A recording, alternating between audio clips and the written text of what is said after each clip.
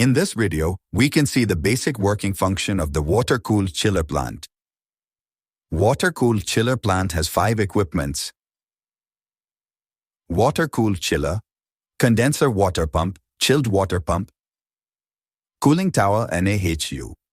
There are 2 important parts in chiller: evaporator and condenser. AHU and chilled water pump are connected to the evaporator. Cooling tower and condenser water pump are connected to the condenser. Next, chilled water pump and condenser water pump. These 2 pumps are supplying water to the AHU and cooling tower. Next, AHU. Its job is to provide well-cooled air to the room using the water that comes from the evaporator of the chiller. Cooling tower. It reduces the temperature of the water coming from the condenser and sends it back to the condenser. Now, let's see its basic work. The cooling tower and the condenser water pump are connected to the condenser of the chiller.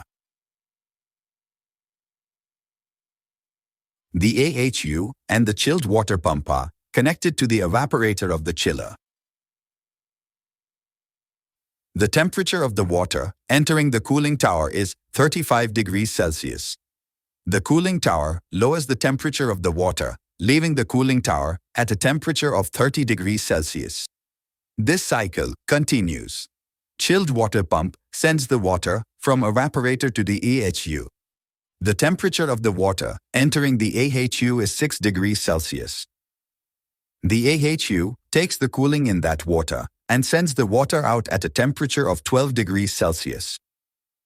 Then, the water goes to the evaporator and gets cooled, and then again goes back into the AHU.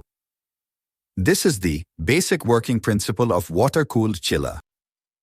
We will see the details about each of these equipments in subsequent videos.